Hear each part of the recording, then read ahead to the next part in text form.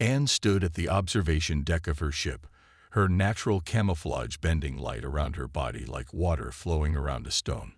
Even if someone had been there to look, they would have seen nothing but empty space. She smiled to herself. 15 years of perfect missions had earned her the right to feel proud. The soft blue glow of her ship's instruments cast gentle shadows across the deck.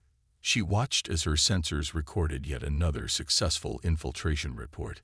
No one had ever detected her. No one ever would. It was simply impossible. The drift species had evolved their invisibility over millions of years, perfecting it far beyond what any technology could achieve. A gentle chime interrupted her thoughts. The central computer had received new mission parameters from the Drift High Command. Anne's heart quickened with anticipation.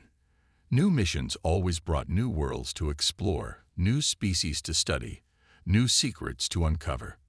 "Computer, display mission brief," she commanded, her voice barely above a whisper. Old habits died hard, even when alone on her ship. The holographic display flickered to life, projecting detailed charts and data streams into the air before her. Anne's eyes widened as she read the preliminary report. A new spacefaring species had been detected in a previously unexplored sector of the galaxy. They called themselves humans. Anne scrolled through the initial data. The species had only achieved faster-than-light travel within the last century, mere children in galactic terms. Their ships were bulky, their stations obviously manufactured rather than grown like proper drift architecture. Everything about them screamed of a young, stumbling race just beginning to leave their cradle. "Perfect," Anne whispered, allowing herself a small smile. These observation missions were her specialty. Young species were always so focused on looking outward that they never thought to look for watchers in their midst. Not that they could have spotted her even if they tried. She began reviewing their basic biological data. 2 arms, 2 legs, varied skin tones, no natural camouflage abilities whatsoever. They relied entirely on artificial technology for stealth, and even that was primitive by drift standards. Their ship still used visual light for detection. Anne had to suppress a laugh at that. Her kind had evolved beyond such simple methods eons ago. The computer chirped again, indicating it had plotted a course to the human's home system. Anne settled into her command chair, her form naturally blending with its surface. The ship's AI began the pre-jump sequence as she reviewed more of the mission parameters. "Standard observation protocol," she read aloud. "Duration, 3 Earth months. Primary objectives: assess technological capabilities, military strength, and social structures. Secondary objectives: determine potential for peaceful contact or threat assessment." It was the same type of mission she had completed dozens of times before. Go in, observe, record everything, and leave without anyone ever knowing she was there. The Drift High Command would use her data to decide whether this species was worth contacting or better left to develop on their own for a few more centuries. As her ship prepared to jump, Anne reviewed her personal mission record one last time. 15 years of active service, 237 successful infiltrations, 0 detections, 0 close calls, 0 failures. The ship's jump drive hummed to life, creating the familiar ripple in spacetime that would carry her across the galaxy. Anne closed her eyes, already imagining how she would document these humans in her reports. Another primitive species, another perfect mission, another entry in her flawless record. The jump sequence engaged and stars stretched into lines around her ship. As she traveled through the fold in space, Anne had no way of knowing that her perfect record was about to meet its first real challenge. She had no way of knowing that humans would prove to be far more than they appeared. She was certain she was invisible. She had always been certain. She had every reason to be certain. But sometimes, certainty is the first step toward failure. Anne's ship emerged from the jump point near one of Earth's orbital stations. She took a moment to study the structure through her viewing screen. It was exactly what she expected. A crude ring of metal and plastic rotating to create artificial gravity. How quaint. She engaged her ship's own camouflage systems and moved closer. The humans had scattered similar stations all around their planet, connected by a steady stream of transport vessels. Their ships reminded her of insects, all angles and obvious engines, nothing like the smooth organic designs of drift vessels. Beginning observation sequence, she spoke into her recorder. Day 1 of human study. Their orbital infrastructure is primitive but functional. No signs of energy shielding or advanced sensor arrays. Anne prepared herself for her first close-up observation. Though her ship could gather data from orbit, the real insights always came from walking among the species being studied. She made her way to the airlock, double-checking her environmental suit's systems. The suit, like everything about her, was completely invisible. Using her ship's advanced systems, she easily bypassed the station's basic security and entered through a maintenance airlock. The first thing that struck her was the noise. Humans were not a quiet species. Their boots clanked against metal floors, their machines hummed and whirred, and their voices echoed through the corridors. Anne moved silently through the station, recording everything she saw. The humans went about their business, completely unaware of her presence. She watched them work at their computer terminals, eat in their communal areas, and exercise in their gyms. Everything seemed so inefficient, so human. Their technology appears to be mainly focused on practical applications, she noted in her recorder. No sign of quantum computing or neural interfaces. They still rely on physical screens and manual input devices. As she turned a corner, she nearly walked into a group of human security officers. They were discussing something about new sensor readings, but Anne paid little attention to their conversation. She had passed by countless security forces on other worlds without being detected. These humans, with their simple scanners and cameras, posed no threat to her perfect camouflage. She spent hours exploring the station, gathering data on their life support systems, their power generation, their waste recycling, all the mundane but important details that made up a civilization's true technological level. Everything she saw confirmed her initial assessment. Humans were centuries behind the drift. Near the end of her first day of observation, Anne found herself in what appeared to be a residential section of the station. The corridors here were wider, decorated with plants and artwork. She passed by what looked like a teaching area, where young humans were gathered. That's when it happened.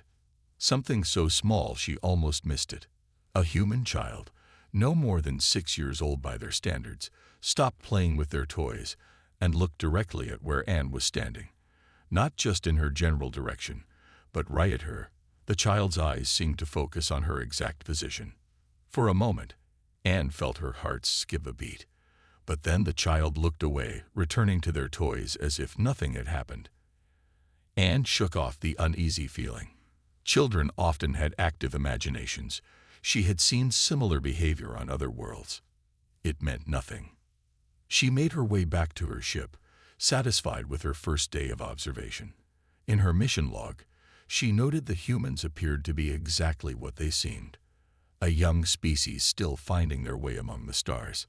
As she prepared for rest cycle, Anne pushed away the tiny doubt that tried to creep into her mind. She had done this hundreds of times before. This mission would be no different. But in her dreams that night, a pair of human child's eyes seemed to follow her through the darkness. A week had passed since Anne's first day on the human station.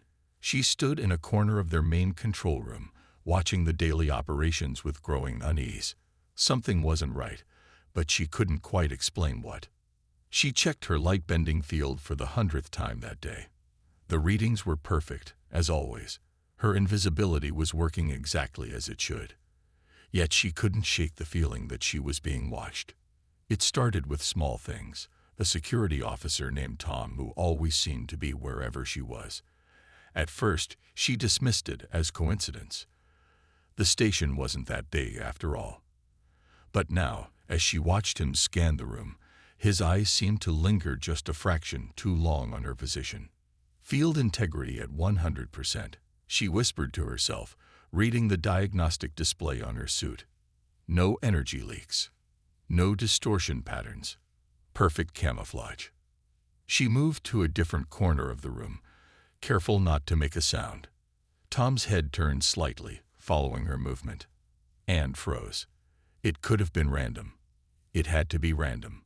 But her hearts were beating faster now. That evening, she returned to her ship and ran a full system diagnostic. Everything came back normal. She reviewed her recordings of the past week, looking for any sign that might explain what was happening. The humans were acting strange.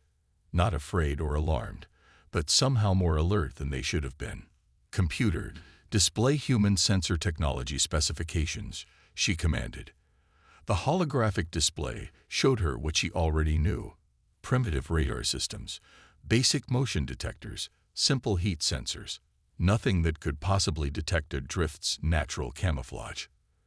But then she noticed something new, a recent addition to their sensor array, something they called a quantum fluctuation detector. The description was basic, almost childish in its simplicity, yet something about it made her skin tingle. Anne spent hours studying the device. The humans claimed it was for deep space anomaly detection, but its sensors were focused inward on the station itself. Why would they need that? The next morning, she decided to test her theory. She walked purposefully through the station's corridors, paying careful attention to the humans around her. Yes, there it was again. Small adjustments in their movements, subtle shifts in their walking patterns. They weren't bumping into her, even in crowded corridors. She entered the science lab, where humans worked on their primitive experiments. A researcher was carrying a large container of liquid. As the woman approached, she smoothly sidestepped around where Anne was standing, an unnecessary deviation from her path if she couldn't see what she was avoiding. Anne's hands were shaking now. She pulled up her suit's diagnostic display again. Still perfect, still undetectable, still invisible, but the evidence was becoming harder to ignore. She made her way to the station's data center, her mind racing. The humans shouldn't have been able to develop anything that could detect her. Their technology was too primitive, too basic, too obvious. That's when it hit her. Everything about the humans was obvious.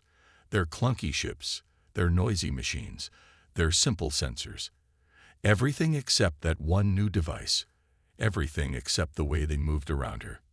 Everything except Tom's knowing glances. Anne reached for her emergency beacon, then stopped herself. She had no proof, just coincidences and feelings.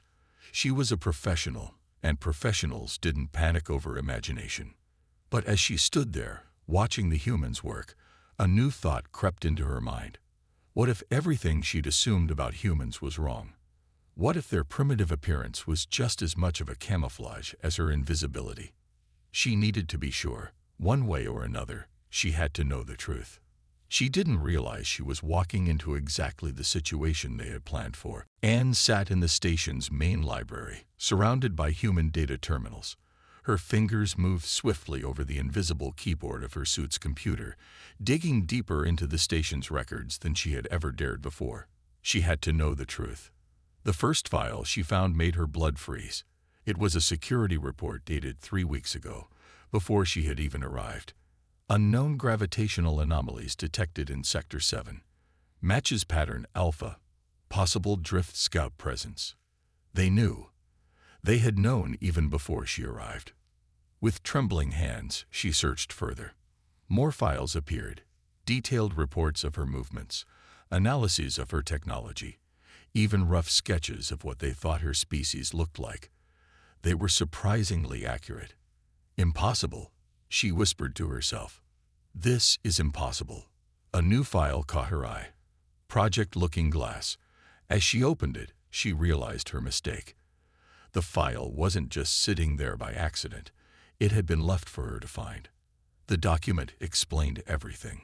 Humans had discovered the secret of detecting drift scouts years ago.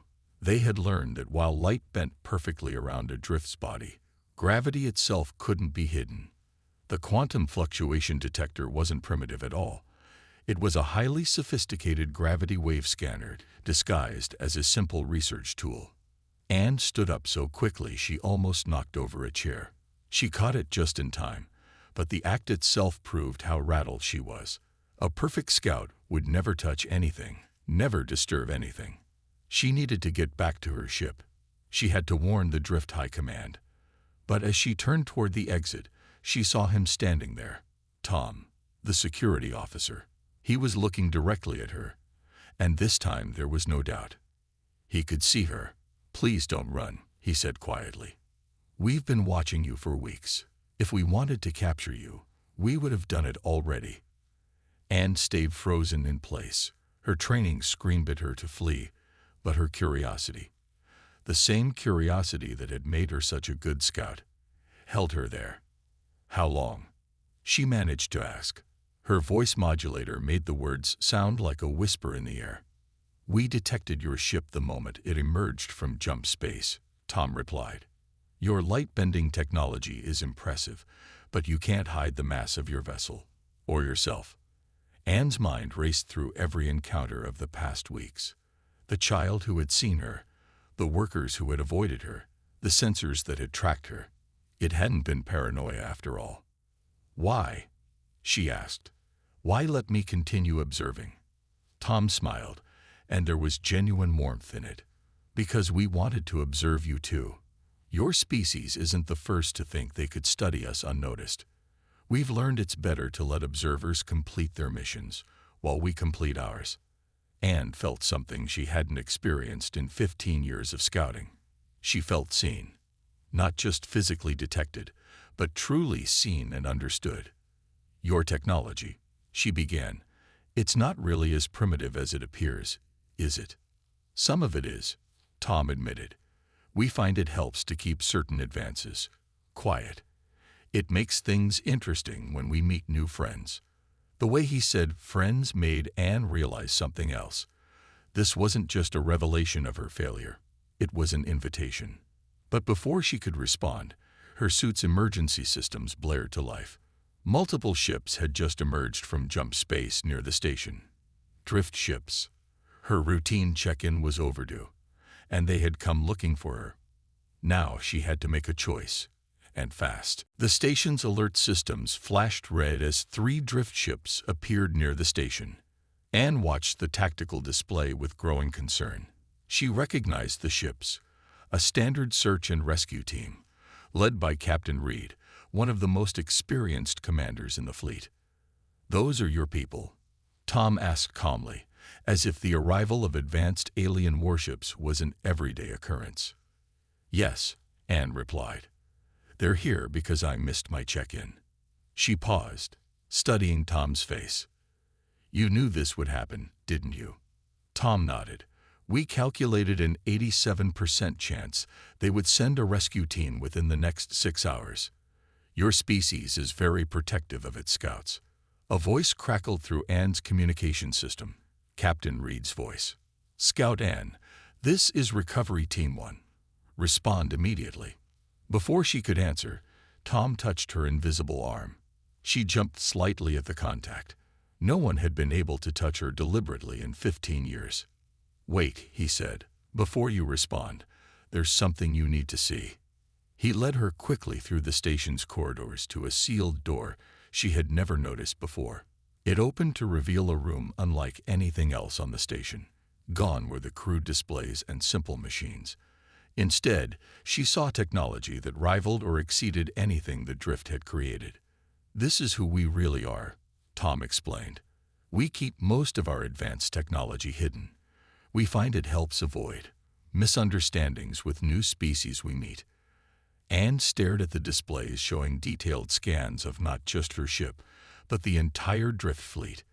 The humans had been watching her people for far longer than she had been watching them. "Scout Anne, this is your final warning. Respond, or we will initiate emergency extraction." Captain Reed's voice came through again. Tom looked at her. "The choice is yours. But know that we're not your enemies. We've had 15 different species try to secretly observe us. Each time, we chose to make friends instead of foes." Anne took a deep breath. "This is Scout Anne responding," she said into her communicator. "Captain Reed, the situation here is complex. Are you in danger?" Reed demanded. "No," Anne replied. But I've discovered something important. The humans, they know about us. They've known all along, and they want to talk. There was a long pause. Anne could imagine the confusion on the rescue team's bridge. Impossible, Reed finally responded. Our stealth technology is perfect. No, Anne said, and for the first time in her career she smiled at her own mistake. It's not perfect. And neither are we. The humans have developed ways to detect us. But instead of capturing or attacking me, they chose to learn about us, just as we were trying to learn about them. She watched the tactical display as the drift ships maintained their position. They hadn't opened fire or raised shields. That was a good sign. Tom stepped forward. Captain Reed, he spoke clearly into Anne's communicator. I'm Security Chief Tom Miller of Earth Station Alpha. We would be honored to host you and your team for direct discussions. No more hiding. No more pretense. The silence that followed seemed to last forever. Anne held her breath, watching the display. Everything depended on what happened next. Finally, Reed's voice returned.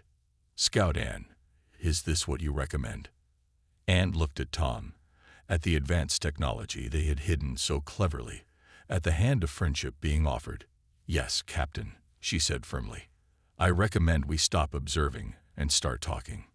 As Reed acknowledged and began docking procedures, Anne realized something incredible. Her mission had technically been a complete failure, and yet, somehow, it had succeeded beyond anything she could have imagined. 2 days after the rescue team's arrival, Anne stood before the Drift High Command via holographic projection. Her report had caused quite a stir back home. The chamber was silent as she finished explaining everything she had learned about the humans. Let me understand this clearly. First Commander Vale spoke, his aged face showing concern. You're saying that humans deliberately maintain the appearance of a primitive species? Yes, Commander, Anne replied. They call it their quiet growth policy. They believe that appearing less advanced helps them build better relationships with new species they encounter. The commanders exchanged troubled looks. Second Commander Trell leaned forward. And they detected you from the moment you arrived. Anne nodded. Their gravity detection technology is far beyond what we thought possible for their development level. But that's not the most important part. She pressed a button, displaying the data humans had shared with them. The commander's eyes widened as they saw the list of species that had attempted to observe Earth, just as Anne had. 15 different species, Anne continued, each one thinking they were the first to discover humans, each one believing they were undetectable. And in every case, the humans chose peaceful contact over conflict. This is troubling news, Vale said. If they could detect us so easily, they must be seen as a potential threat. Anne shook her head.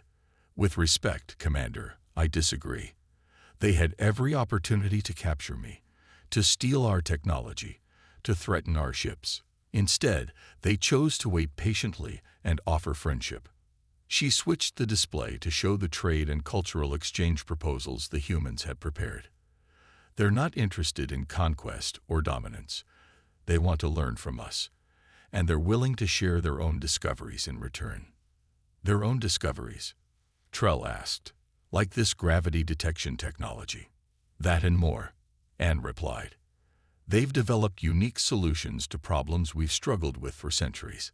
Their approach to science is different from ours. They see things from angles we never considered. The room fell silent again as the commanders studied the data. Anne waited patiently, remembering her own shock at discovering the truth about humans. She understood why the commanders were struggling to accept it. There's something else you should know, she added softly. During my time observing them, I learned that humans have a saying. The best way to make a friend is to be one. Everything they did, even letting me continue my mission while knowing about me, was based on that principle. First Commander Vale stood up slowly. Scout Anne, in 15 years of service, you have never failed a mission. Yet now you stand before us saying your perfect record is broken, and you seem pleased about it. Anne smiled. "Commander, I failed to remain undetected, yes. But I succeeded in something far more important. I helped establish first contact with a species that could be one of our most valuable allies." She brought up one final display.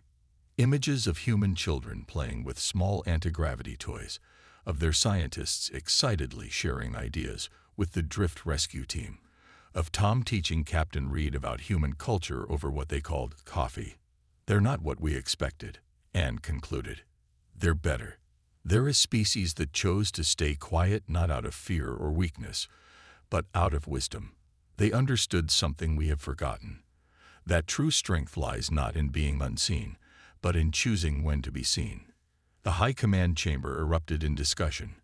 As the commanders debated the implications of her report, Anne stood quietly, knowing that everything was about to change. The age of invisible observation was ending. A new era of open communication was beginning. And it had all started because she failed to stay invisible. 1 year later, Anne stood in front of a classroom filled with young Drift scouts. The room was different from the one she had trained in 15 years ago. For one thing, it wasn't hidden. For another, there was a human standing beside her. "Today's lesson is about humility," Anne began, looking at the eager faces before her, "and about how being wrong can sometimes be more valuable than being right."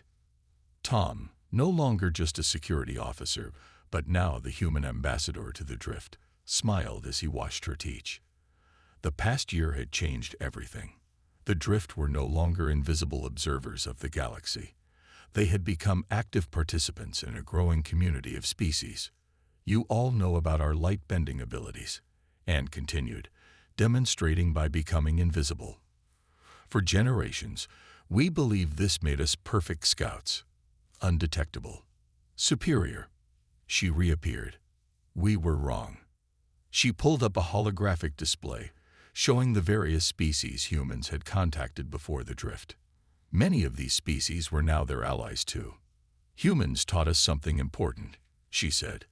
"They showed us that true observation isn't just about staying hidden. It's about understanding, about connecting, about being willing to learn from those we study." A young scout raised her hand. "But isn't our invisibility still useful?" "Of course it is," Tom answered, stepping forward. "Just like our gravity detection technology is useful, but they're tools, not barriers. The real mission is building bridges between species." Anne nodded. "That's why we've changed how we train scouts. You won't just learn how to stay hidden. You'll learn when to reveal yourselves, when to talk instead of just watch, when to make friends instead of just gathering data." The display changed to show the new Joint Human Drift space station being built. It was a beautiful blend of both species architecture. The organic curves of Drift design merged with the practical efficiency of human engineering. "A year ago, I thought my perfect record was ruined," Anne continued. "I had never been detected in 15 years of scouting.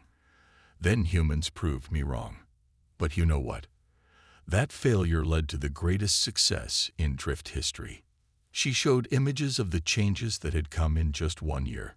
Drift light-bending technology, helping human scientists study dangerous stellar phenomena. Human gravity detection systems, helping Drift ships navigate complex space anomalies, and both species working together to contact and welcome other civilizations. "The humans had a choice when they detected me," Anne said. "They could have captured me, threatened me, or exposed me. Instead, they chose to be patient, to be kind, to offer friendship. That's the most important lesson they taught us." Tom stepped forward again. "And the Drift had a choice too. When we revealed that we could see them, they could have retreated, could have seen us as enemies.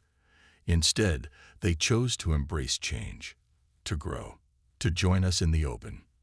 Anne looked at her students, seeing the excitement in their eyes. They would be the first generation of Drift scouts to go into space without the burden of perfect invisibility. They would be bridges between species, not just observers of them. "Your training will be different from mine," she concluded. "You'll learn not just how to stay unseen, but when to be seen. Not just how to observe, but how to connect. Not just how to gather information, but how to share it. As the class ended, Anne watched her students leave, chattering excitedly about their future missions. Tom stood beside her, both of them visible, both of them proud of what their species had accomplished together. "Still miss being invisible?" he asked with a smile. Anne shook her head. "No," she replied. "Being seen is much more interesting." Outside the classroom window, Earth and the drift homeworld shared the same sky, their ships moving freely between them. No more hiding. No more perfect records needed. Just bridges being built, one visible step at a time.